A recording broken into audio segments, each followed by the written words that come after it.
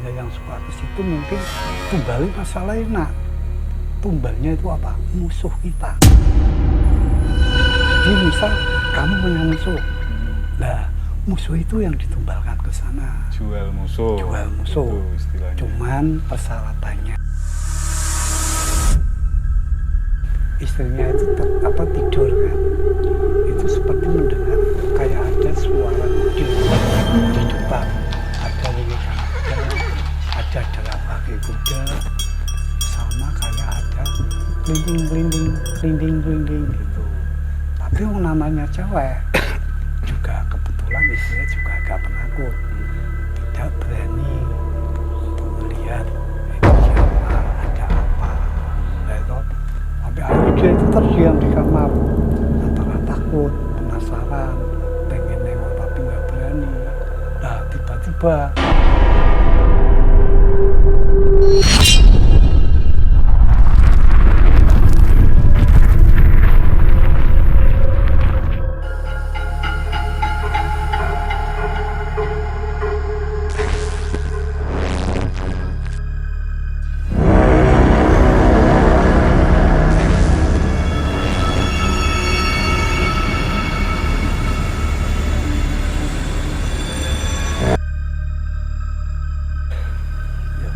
Halo Mas Aldi, pripun kabar Mas? Sehat? alhamdulillah sehat, baik. Gimana kemarin cerita pertama ya Mas ya? Mencoba cerita pertama, ini ada cerita lagi. Oh, pasti. Oke. Gudangnya cerita kalau. Teman-teman, kita nantikan cerita dari Mas Aldi karena beliau ini banyak sekali cerita-cerita yang beliau dapatkan dari mungkin dari tamu, dari pasien, dari klien atau apa.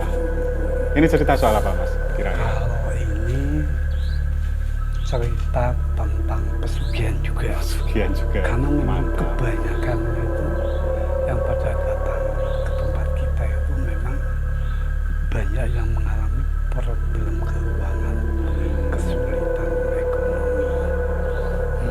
Ini Nah, untuk kali ini saya ada cerita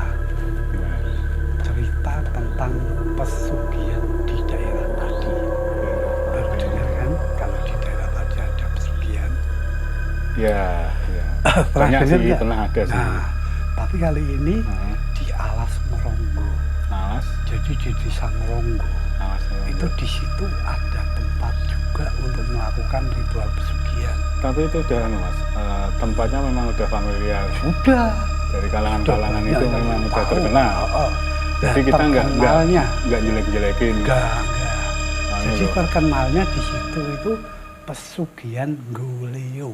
Goleo. Jadi Goleo itu sebutan danyangnya sana itu tadi. Tapi kalau dicari di Google memang ada keterangan-keterangannya. Mas, soalnya kan kita dan di YouTube juga sudah banyak. Oh gitu. Jadi Oke. di YouTube juga banyak yang liput. Tapi kalau saya lihat itu kurang detail. Oke, berarti kita kalau- menjaga kita nggak jelek-jelekin ya Mas, nggak memang itu jelek-jelekin, ada. Tapi di sini adalah kisah nyata Oke, siap. dari yang pernah datang ke tempatku juga. Oke, Nah, Mas. dia monggo. bercerita. Ceritanya dari mana Mas? Dia itu datang ke tempatku, dia juga pernah cerita kalau dia itu pernah ke Alas, ke tempat di Meronggo, daerah Pati Cekenan. Oh. Nah, di situ berawal dari dia itu ke sana ketemu sama juru kunci. Jadi kalau memang ke sana itu harus ketemu sama juru kuncinya. Itu memang rumahnya dekat katanya. Nah, sebut saja lah. Ini nama saya samarkan. Sebut saja namanya Alek. Alek ini sudah punya istri, punya anak 2, bekerja, sudah berkeluarga, dan dia itu bekerja sebagai tukang bangunan. Tukang bangunan. Nah, ya mungkin karena banyak kebutuhan, terlilit banyak hutang, sampai akhirnya dia itu melakukan kepengen cepat kaya, kepengen cepat bisa mengatasi kesulitan-kesulitan ekonomi. Sampai akhirnya dia ditunjukin seorang teman, pergilah ke Ngeronggo itu tadi, di Desa Ngeronggo. Nah, di Desa Ngonggo katanya dia itu ketemu sama juru kunci. Terus sama juru kunci diarahkan. Kalau mau melakukan ritual di situ, itu sifatnya, ini Mas. Kalau kebanyakan pesugihan itu kan yang dikorbankan itu kan anak, tumbal itu kan anak, atau istri atau orang terdekat atau yang kita sayangi, atau diri kita sendiri umur, yang namanya jual umur. Tapi di situ lain, makanya banyak yang kamu harus punya foto si musuh itu tadi. Terus katanya juga harus tahu nama asli itu nggak boleh. Nama lengkap. Nama lengkap, tahu nama lengkap, tahu ada fotonya, dan lebih bagus lagi kalau punya bajunya. Kalau bajunya katanya si Alek pada saat kesana dia itu sempat nyolong gitu. Pada saat istrinya, musuhnya itu kebetulan tetangga katanya, kebetulan tetangga itu dicolong celana dalam kalau nggak salah, dibawalah ke sana. Terus sama si juru kunci dikasih arahan itu tadi. Jadi ya Mas ya, jual musuh itu minimal tahu nama lengkap, tanggal lahir pasti ya, nama lengkap, KTP lah. Kalau tanggal lahir enggak. Nama Paling lengkap. ada nama lengkap. Itu gampang, bisa pasti. Ada foto. Foto juga bisa. Dan baju. Nah, yang agak susah ini kan baju ini. Nah, ya kebetulan itu kok bisa. Jadi dia kebetulan bisa memenuhi syarat itu semua. Terus sama si juru kunci, si Alek diarahkan untuk melengkapi ubur rampai atau sesaji untuk ke tempat pesugihan itu. Katanya ada tape, ada merang beras ketan hitam, terus ada degan, kelapa muda itu toh. Terus ada pisang raja, ada bunga taman, terus pakai dupa atau yensua itu tadi. Nah, setelah persyaratan lengkap, ada yang diminta lagi yang agak-agak gimana ya. Jadi peralatan bedak, peralatan make up perempuan kayak bedak tabur, make up sama pensil alis. Jadi di sana si juru kunci minta sama si Alek untuk memberi perlengkapan untuk sesaji itu.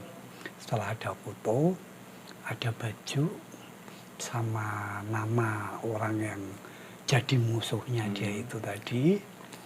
Terus disuruh beli juga tape puhung, tape singkong. Terus ada lagi bunga setaman, ada kelapa hijau, terus degan itu. Terus ada juga merang tahu nggak, merang ketan hitam itu kayak yang dari tadi tapi yang dari beras ketan itu memang syaratnya seperti itu. Terus ada pisang raja juga. Nah setelah itu ada juga peralatan make up cewek kayak bedak, liven.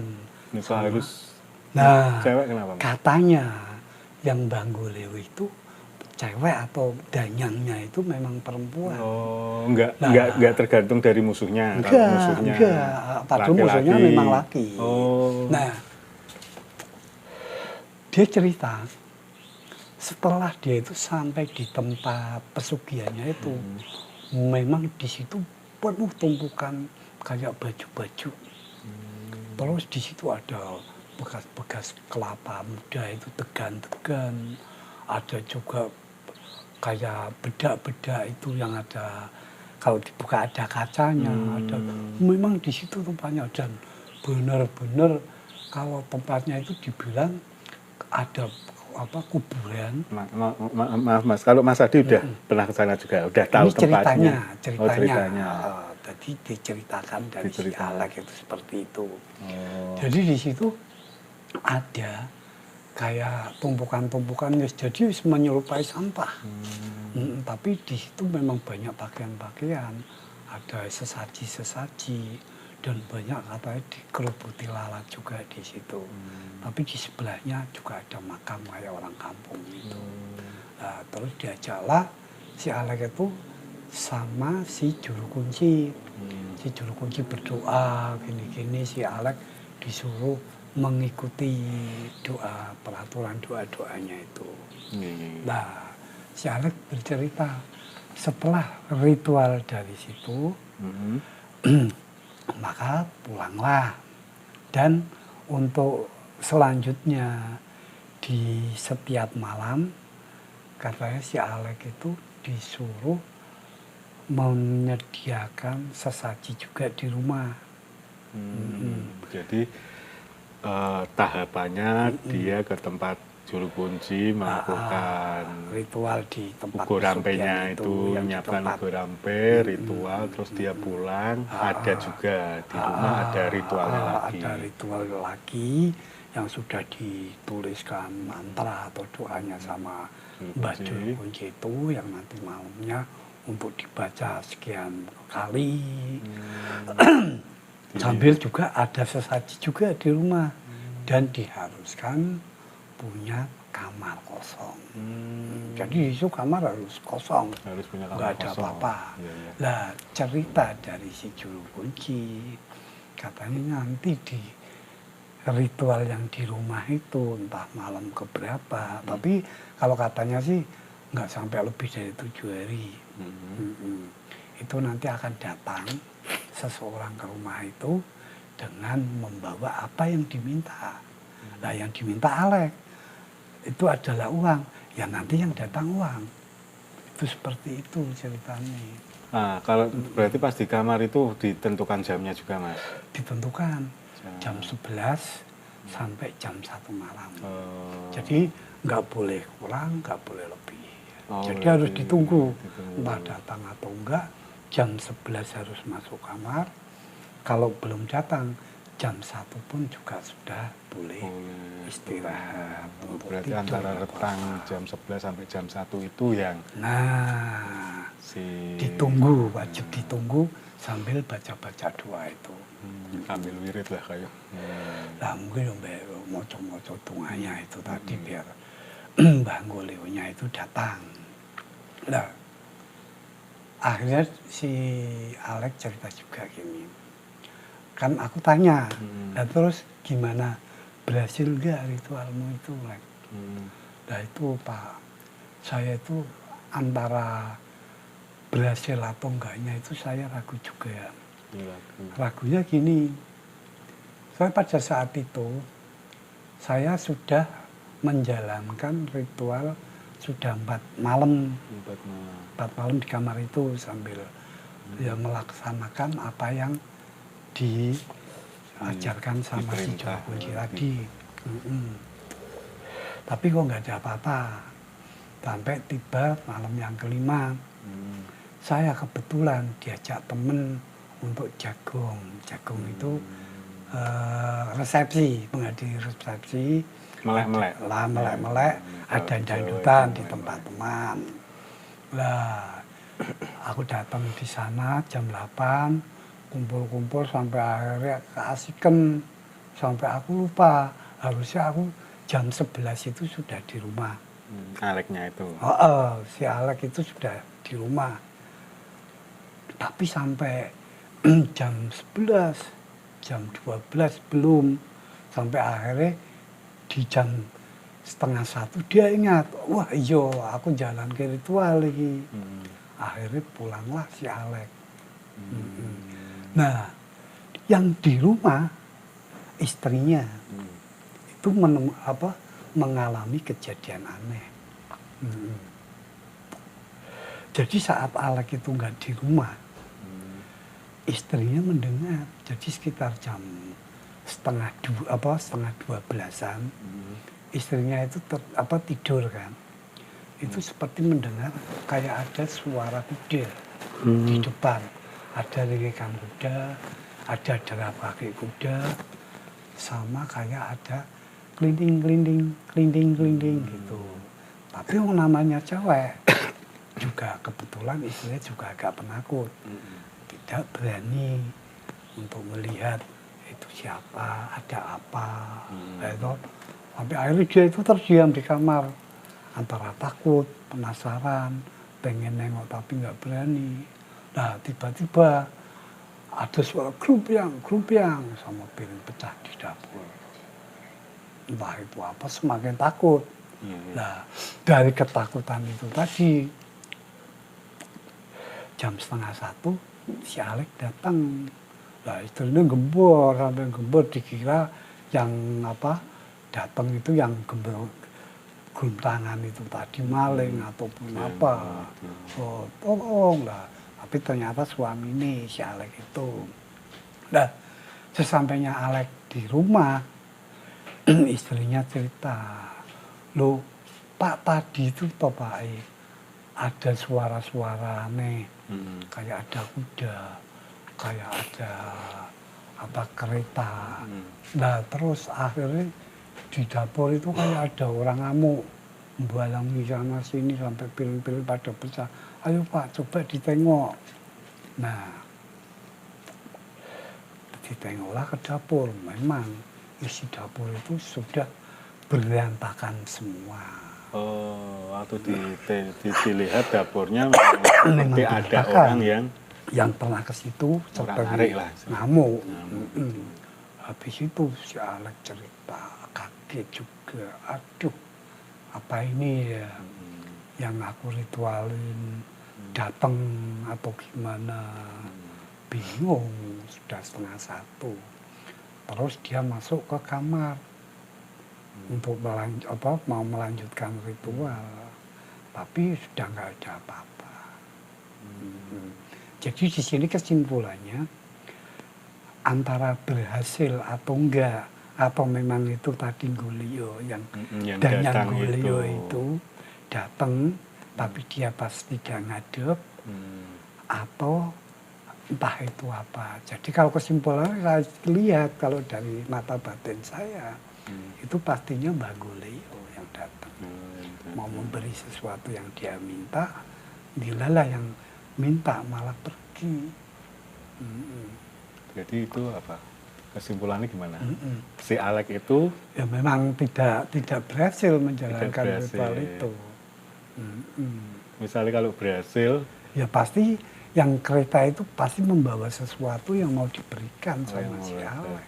Terus yang kereta itu pasti minta sesuatu juga. Nah iya, yang diminta jelas musuhnya kan. Musuhnya si Alek. Numbalin si musuh. Tapi sampai beberapa hari, sampai beberapa bulan, katanya musuhnya juga masih seger waras. Berarti kan memang nggak ada apa-apa. Nah kesimpulannya berarti kan mungkin si Alek nggak jodoh untuk pesugihan itu. Berarti nggak bisa diulangi ya Mas? Nah kalau kayak gitu biasanya sekali kesempatan toh. Tapi juga nggak bisa. Ini mohon maaf Mas Adi, tapi Mas Adi itu juga udah pernah tahu tempat lokasinya? Kalau saya sendiri akhirnya dari cerita si Alek, karena penasaran, aku pun datang ke sana. Tapi memang tempatnya memang benar ada tempat pesugihan di sana. Apa Mas, bentuknya apa? Ya, bentuknya itu kayak pesawahan. Pesawahan. Jadi pertama datang itu di tempat juru kunci, nanti kita diantar menyeberangi sungai, terus naik kayak ada pesawahan, kayak pegalan itu. Sampai di situ nanti ada lokasi kayak ada pohon besar. Nah di situ di bawahnya itu banyak sesaji itu. Tapi itu dan ada juga makam-makam kayak penduduk kampung di situ. Tapi jauh dari pemukiman. Dari pemukiman jauh. Koreknya tadi Mas Luis. Jadi jauh dari dan di sana juga orang-orang sana udah paham semua tentang pesugihan itu. Tapi bukan tempat Mas, bukan sebagai tujuan ziarah itu enggak ya? Kalau tujuan ziarah enggak, itu cuma orang-orang tertentu saja yang terutama yang memang kepengen untuk punya hajat jual pesugihan itu. Dan di situ terkenalnya pesugihan jual musuh. Tapi kalau dari cerita si Alek itu dia merasa tidak berhasil, tapi ada yang berhasil, kemungkinan ada juga ya Mas. Kalau saya rasa juga si Alek harusnya berhasil. Kalau dia tidak lupa. Tapi kan dia kenyataan dia pergi untuk jagung atau menghadiri resepsi anaknya temani, sampai akhirnya dia itu lupa untuk menghadap juga. Sampai akhirnya itu kesimpulannya gimana? Si Alek itu terselamatkan atau apa? Ya kalau untuk secara dari pandangan masyarakat umum. Kalau pandangan masyarakat umum jelas kalau dia itu terselamatkan dari kemudorotan, dari sesuatu yang membahayakan perjanjian dengan setan.